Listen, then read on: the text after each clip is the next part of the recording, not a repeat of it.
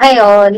Accounts आणि book किपिंगच्या basic concept आपण बघतोय. या आपण 11वीच्या कॉमर्सच्या टेक्स्ट बुक मधून बघतोय. मागच्या भागामध्ये आपण डेटर्स, क्रेडिटर्स, कॅपिटल ड्रॉइंग्स या सगळ्या कन्सेप्ट पाहिल्या होत्या. Capital expenditure, revenue expenditure, discount. आता आपण सॉल्व्हंट आणि इनसॉल्व्हंट ही कन्सेप्ट बघणार आहे. आता सॉल्व्हंट म्हणजे काय? सॉल्व्हंट म्हणजे चांगला माणूस. चांगला माणूस म्हणजे काय? ज्याचा बिझनेस एकदम छान आहे, व्यवस्थित आहे, त्याचा व्यवस्थित बिझनेस चालतोय, त्याच्याकडे जे येणारा कॅश आहे ना, ती कॅश त्याच्याकडे आहे भरपूर, जेणेकरून तो आहे त्या लायबिलिटीज त्याच्या पे करेल. म्हणजे जे काही त्याची देणी आहे तो व्यवस्थित तो देऊ शकेल इन फ्युचर. त्याला म्हणतात सॉल्व्हंट. आता सॉल्व्हंट म्हणजे थोडक्यात अकाउंटिंग मध्ये जर बघायचं झालं ना, आपल्याला कसं समजतं समोरची व्यक्ती ही सॉल्व्हंट आहे का? तर त्याची बॅलन्स शीट बघून. मग त्याच्या बॅलन्स शीट मध्ये ऍसेट्स ह्या लायबिलिटी पेक्षा जास्त असतात. ऍसेट्स या लायबिलिटी पेक्षा जास्त असतात, म्हणजे त्याच्याकडे कॅश किंवा मॉनिटरी फॉर्म मध्ये किंवा नॉन मॉनिटरी फॉर्म मध्ये ऍसेट्स किंवा भरपूर सारी पुंजी ही असते. आणि लायबिलिटी म्हणजे त्याची देणी ही थोडी असतात त्याच्या मानाने. अकाउंटिंग डेफिनेशन मध्ये आपण एकदम बघूया. If a person assets are more than his liabilities or equal to his liabilities, he is called as a solvent person. Solvent person is a financially sound and is in a position to pay off all his debts. Financially sound म्हणजे काय? तर तो त्याची देणी जी आहे, त्याला जे जे काही कोणाकोणाला द्यायचे आहेत पैसे, तेवढे तो पैसे देऊ शकतो आणि ते देऊन सुद्धा त्याच्याकडे काही पैसे उरतील सुद्धा. व्यवस्थित त्याच्याकडे त्याचं कॅश बॅलन्स आहे, कॅश बॅलन्स, बँक बॅलन्स आहे. Example, a persons total assets have been calculated to rupees 50 lakh and his total debt were 30 lakh. Since his position is sound, he is able to pay off his debts, therefore he is called solvent.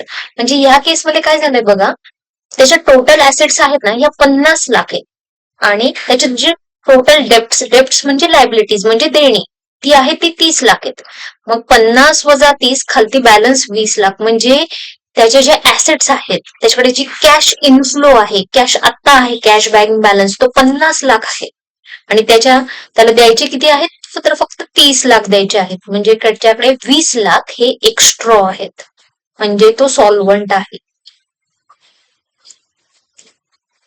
त्याच्याच opposite इनसॉल्व्हंट. इनसॉल्व्हंट त्याच्याच opposite.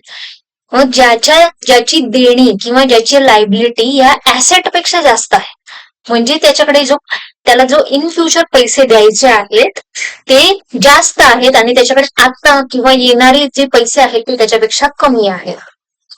म्हणजेच liability जास्त आहेत आणि assets कमी आहेत. आता इनसॉल्व्हंटची definition accounting मध्ये कशी होती ते बघ.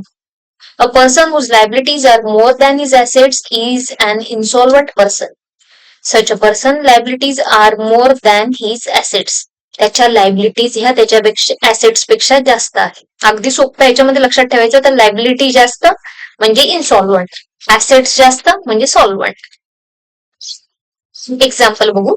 A person's total assets or a property have been calculated to rupees 20 lakhs and his total debt were rupees 50 lakh. And if he is not in a position to get any amount from any sources, and if the court is so satisfied, then he will be declared as an insolvent person.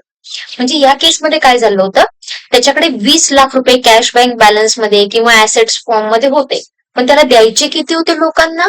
50 lakh रुपये त्याला द्यायचे होते. म्हणजे त्याच्याकडे कमी किती पडत होते? 30 लाख रुपये कमी पडत होते. आणि कोर्टनी सुद्धा ऑर्डर दिली, त्याची बॅलन्स शीट, फायनान्शियल पोझिशन सगळ्या चेक करून कोर्टनी सुद्धा ऑर्डर दिली की ही जे समोरचा पर्सन आहे हा 20 लाखापेक्षा जास्त काही जमवू शकणार नाहीये, त्याच्यामुळे 30 लाख रुपये त्याला एक्सेस जे पेमेंट आहे तो देऊ शकणार नाही. म्हणजे तो काय झाला? इनसॉल्व्हंट झाला. म्हणजे त्याच्या लायबिलिटीज ह्या ऍसेट्स पेक्षा जास्त झाल्या, म्हणून तो झाला इनसॉल्व्हंट. व्हिडिओ आवडल्यास लाईक करा आणि तुमच्या जे काही अकाउंट्स कॉमर्सचे जे फ्रेंड्स आहे, जे अकाउंट शिकतायत त्यांच्याबरोबर हा शेअर करा, जेणेकरून त्यांना सुद्धा मदत होईल. आणि कमेंट मध्ये मला तुम्ही जॉब करता का स्टुडंट आहात ते पण सांगा, जेणेकरून मला नेक्स्ट व्हिडिओ तसे सोपे तुमच्यासाठी बनवता येतील. थँक्यू.